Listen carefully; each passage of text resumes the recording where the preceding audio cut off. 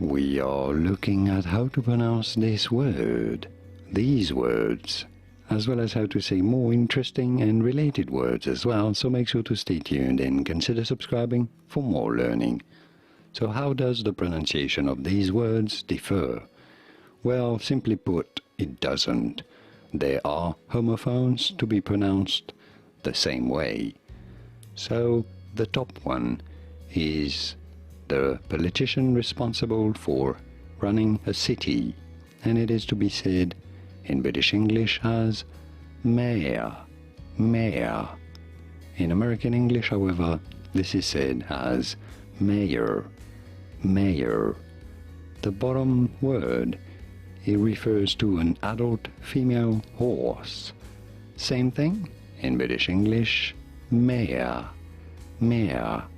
In American English, mayor, mayor.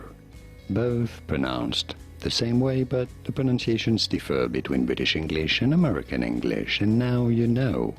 Here are more videos on how to pronounce more interesting words whose pronunciations aren't always obvious. I'll see you there to learn more.